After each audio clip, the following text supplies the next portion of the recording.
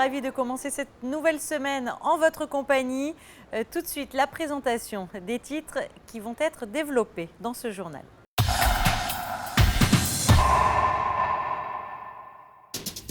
Nous prendrons la direction du Portugal où le prince souverain s'est rendu pour assister à une convention biomarine. Présentation de la nouvelle édition du coup de cœur des lycéens. Quels sont les enjeux de ce concours et comment se présente-t-il? Plus de détails dans ce journal. Et puis le portrait d'un métier ancien mais qui revient au goût du jour, le barbier.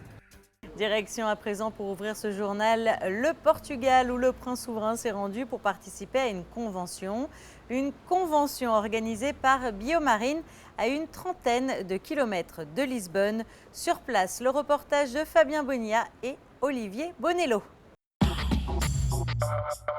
Cascais et Estoril, situés sur la côte atlantique. C'est autour de ces deux petits ports de pêche assez typiques du Portugal que s'est déroulée la 5e convention biomarine, les 30 et 31 octobre. Biomarine est une plateforme internationale dédiée aux ressources biologiques provenant des mers et des océans.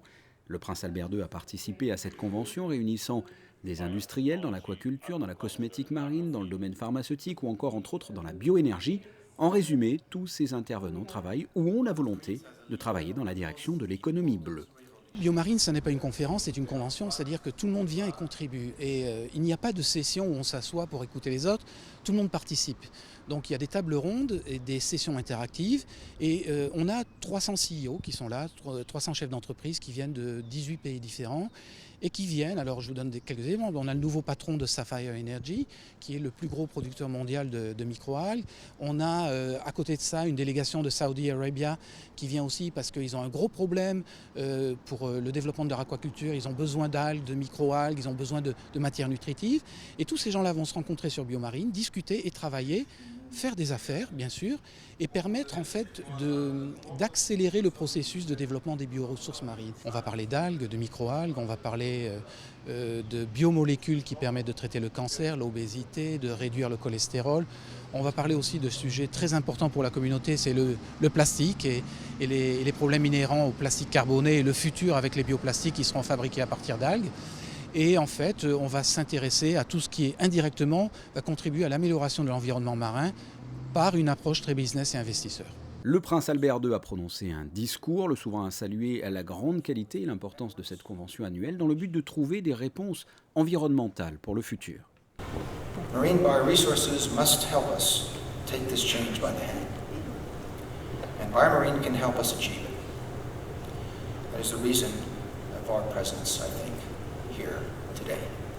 Have a wonderful convention. Thank you very much. Les perspectives économiques sont formidables, ça veut dire donc aussi des perspectives de développement économique, mais aussi de développement social pour ceux qui travaillent ou dont les ressources peuvent venir de la mer. Tout cela doit être fait bien entendu avec le souci de gérer ces ressources de façon durable, de façon à ce qu'elles ne soient pas épuisées comme on a pu le faire dans le passé, dans le cadre par exemple de la surpêche. Donc l'autorité morale, je dirais, qu'a le prince dans ce domaine de défenseur d'une gestion durable de la mer est certaine, c'est pour ça qu'on l'a sollicité. Vous ne pouvez pas imaginer l'aura de son Altesse dans le domaine des bioressources marines. Ça fait quelques années qu'il nous suit, qu'il participe en vidéo ou en présence à la convention et il est extrêmement respecté. Les gens ont noté qu'il avait une voix importante au niveau des gouvernements et généralement ses suggestions, ses recommandations sont toutes prises en compte. Après le Portugal, la prochaine convention biomarine se déroulera aux États-Unis en octobre 2015 à Wilmington, en Caroline du Nord. Et en marge de cette convention, le souverain s'est entretenu avec le président de la République portugaise, Aníbal António Cavaco Silva. À l'issue de cette réunion de travail, le prince Albert a ensuite rencontré la secrétaire d'État du commerce, de l'industrie et de la pêche norvégienne, ainsi que le vice-ministre de la pêche du Royaume d'Arabie Saoudite. Et direction à présent le lycée technique et hôtelier de Monaco, où le coup de cœur des lycéens a été donné il y a une quinzaine de jours. Alors en quoi consiste ce concours? Qui sont les participants? La réponse avec Frédéric Hélion. C'est devenu un véritable rendez-vous littéraire à Monaco depuis 2007. Les lycéens de la Principauté décernent chaque année leur prix coup de cœur. Une aventure à long terme dont le coup d'envoi de l'édition 2015 était donné il y a 15 jours au lycée technique et hôtelier de Monaco et dont l'épilogue sera connu en octobre prochain à la salle Garnier. Durant toute l'année, 32 élèves de 2 classes du lycée Albert Ier et d'une classe du lycée technique et hôtelier seront de véritables critiques littéraires et jugeront aussi bien la forme, le style que le fond. Ils auront toute l'année pour lire avec leurs professeurs 14 romans, 14 premiers romans d'auteurs de moins de 40 ans. Cette année, c'est une très très belle sélection, donc 14 romans avec des thèmes très variés, il y en aura pour tous les goûts, des thèmes comme la solitude, la folie, des thèmes plus conventionnels par exemple comme la Shoah, mais avec des points de vue différents, un peu provocateurs, avec notamment un livre de la Benjamin de la sélection qui a 23 ans.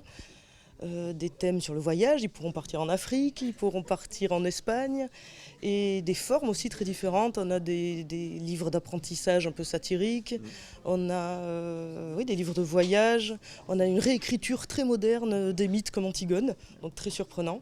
Donc il y aura de quoi faire. Les élèves de chaque classe ont récupéré 5 livres durant l'année. 3 réunions rotation auront lieu pour qu'ils puissent échanger leurs romans et lire les 14 ouvrages.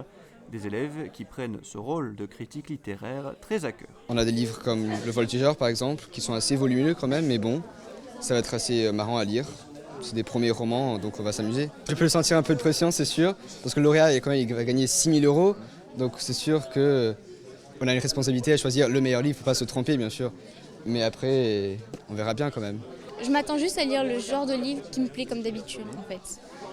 J'aime bien les livres d'amour et justement celui que j'ai choisi, il parle d'une histoire d'amour. Après, j'aimerais bien que ça soit un peu différent, qu'il y ait des détails que je n'ai jamais entendus avant. Le lauréat de ce coup de cœur des lycéens remportera 6 000 €. Plus qu'un prix, ce concours est un véritable tremplin pour lancer une carrière. Primée en 2007, Carole Martinez est désormais une romancière reconnue. Un de ses livres a d'ailleurs été nommé pour le prix Goncourt. Très apprécié des hommes, il est l'un des plus vieux métiers du monde. Le barbier a gagné au fil des ans ses lettres de noblesse et il est de retour en principauté. Vanessa Dessy. Contre toute attente, le métier de barbier fait un retour remarqué en principauté. À l'image des pays anglo-saxons où cette pratique est entrée dans les mœurs, les barbiers et les produits spécialisés s'imposent peu à peu en France. Lames importées des USA, savons, blaireaux et serviettes chaudes, de plus en plus, les clients aiment jouer la tradition. Je pense qu'on revient aux vraies valeurs. Il y a eu... Avec l'histoire, les femmes ont commencé à travailler, tout hommes et femmes ont commencé à se mélanger et maintenant, un homme et une femme sont tous les deux égaux sous tout point. Donc les hommes, je pense, ont envie de nouveau avoir leur coin à eux et de retrouver cette différenciation, le coin homme, le coin femme. C'est plus sur le point du boulot, c'est plus sur le point de la maison, des salaires et tout ça, mais c'est sur sa vie privée, sur les moments pour soi. Je pense que c'est important que ça se développe et ça fait du bien à tout le monde l'apprécie. Il y a une très très grosse demande, peut-être un petit peu moins ici pour l'instant parce que ça recommence tout doucement. Mais même les barbiers sur Nice font un gros boom, ont vraiment beaucoup de succès. Les jeunes hommes ont de plus en plus envie de prendre soin d'eux et d'avoir leur coin à eux. Et non plus être dans le salon avec mamie qui fait sa couleur à côté, les bigoudis sur la tête. Ça, c'est dépassé, on a envie d'autre chose et les hommes ont vraiment envie de quelque chose pour eux et de prendre soin d'eux tout simplement. Les traces retrouvées dans le passé indiquent que le port de la barbe a eu différentes significations liées à la mythologie, la religion ou autre contexte socio-culturel. Dans la seconde moitié du XXe siècle, le rasage était un entretien quotidien, voire une obligation sociale. Depuis les années 2000, la barbe de 3 jours gagne en popularité. Il s'agit de la tendance actuelle. Avocat ou banquier, la barbe à la cote dans tous les milieux. Bien loin des années 70, aujourd'hui, il faut être rasé de près. On apprend à faire plus attention aux petits détails. Une barbe de 3 jours qui pousse dans tous les sens, ça fait pas propre. Mais une barbe de 3 jours bien dessinée, bien entretenue, ça passe tout seul. Tout est un peu en vogue. En fait, on a plein de styles qui sont en train de se mélanger, de se confondre et c'est ça qui est super sympa, c'est le melting pot. On a la grosse barbe bien longue mais bien entretenue, toujours chic. On a la barbe de 3 jours, un petit côté nonchalant mais bien toujours bien dessiné, bien taillé. C'est ça qui fait la grosse différence entre quelqu'un qui se le laisse pousser tout seul à la maison et quelqu'un qui l'a fait entretenir au barbeur. Entre tradition et modernité, le Monte-Carlo Bay propose le seul et unique barbier en principauté, une jolie façon de redonner ses lettres de noblesse à ce métier. Prenons à présent la direction de l'Auditorium Régnier 3 où une conférence aura lieu ce jeudi. Le thème, la longévité de notre cerveau, de la nutrition à la cellule, organisée par l'association Monégasque Anti-Âge.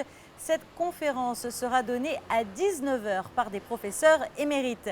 Et puis, vous le savez, le congrès Interpol a démarré ce lundi au Grimaldi Forum. Cette 83e Assemblée générale rassemble 1400 personnes venues du monde entier, puisqu'il s'agit de délégations issues de 170 pays et qui réunit une centaine de ministres de l'Intérieur. Un congrès qui crée une émulation en principauté, car depuis samedi, les délégations arrivent à Monaco. Il va donc falloir faire preuve de tolérance et de patience, car durant quelques jours, la circulation risque d'être légèrement perturbée, et notamment du côté du Larvoto. Il est à présent temps de passer en revue votre carte météorologique pour les jours à venir.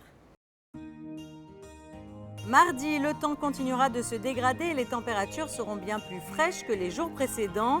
Elles ne dépasseront pas les 16 degrés. Mercredi, la pluie s'invitera encore dans la matinée pour laisser place aux éclaircies en début d'après-midi. Jeudi, la journée sera capricieuse, se partageant entre passages nuageux, soleil et pluie. Les températures seront quant à elles proches des normales avec des maximales atteignant les 18 degrés.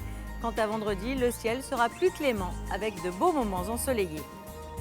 Voilà les cartes pour les jours à venir, mais à noter que de fortes rafales de vent sont prévues jusqu'au 5 novembre, ainsi que de fortes pluies et une forte houle. Ce journal est à présent terminé, mais je vous laisse tout de suite en bonne compagnie, puisque je vous laisse avec Frédéric Elion qui vous présente Actu Sport. Au revoir.